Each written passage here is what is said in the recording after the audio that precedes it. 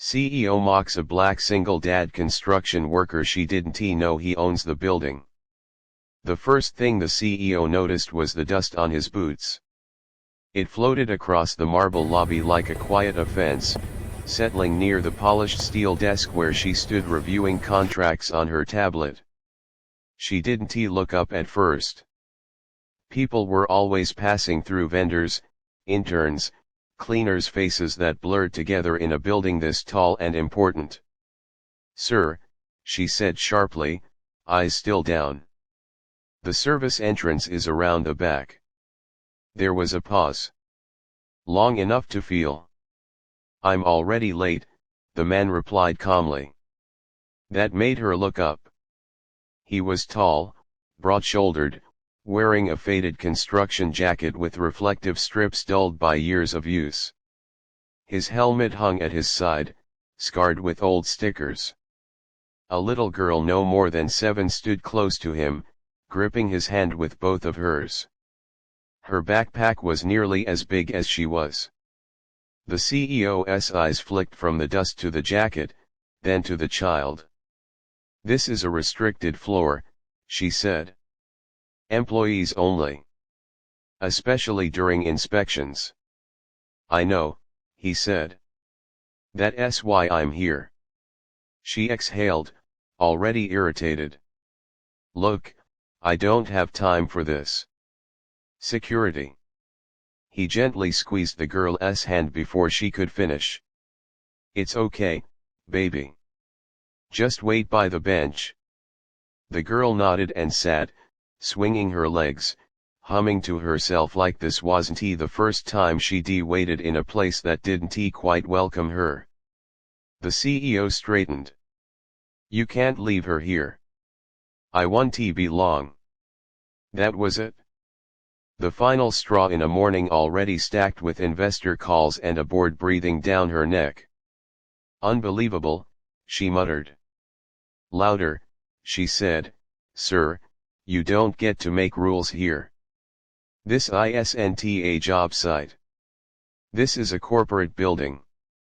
He smiled, not sarcastically, not offended. Just patient. "That's funny," he said.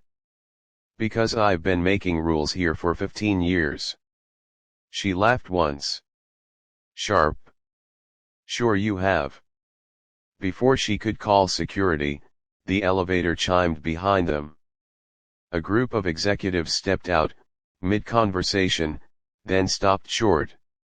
"Mr. Carter," one of them said. The man turned. "Morning," he replied easily. The CEO froze. The executive blinked between them. "We were just heading up to the boardroom." "Everything okay?"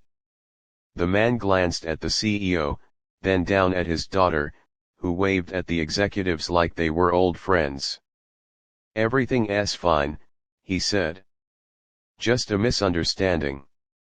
The CEO felt the ground shift, not dramatically, not all at once, but enough to make her heart stumble. "Mr. Carter." The name echoed. She'd seen it on the building deed. On the founding plaque. On the framed letter in the boardroom she passed every day without reading. He owned the building. They sat later in a small conference room overlooking the city. The girl colored quietly at the table, humming again. "I'm sorry," the CEO said, the word heavy and insufficient. He shrugged. "Happens," she frowned. "That's not, it shouldn't." "No," he agreed. "But it does." She studied him now, not the jacket, not the boots, but the lines in his face. The calm. The way he listened without rushing her. "I didn't know," she said again. He smiled, softer this time. "You didn't ask."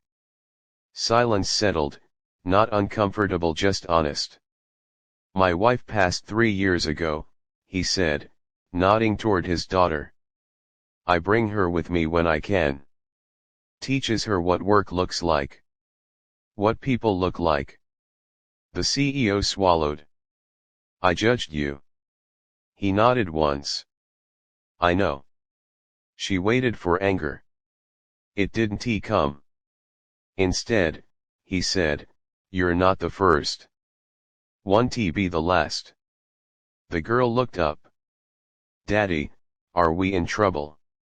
He leaned over, brushing her hair back. No, sweetheart. We're exactly where we're supposed to be. The CEO watched that moment, the ease, the trust, and something inside her loosened. When they stood to leave, she held the door open for them. It felt small. Necessary. As they walked out into the bright spill of afternoon light, the building didn't look the same anymore. Neither did she.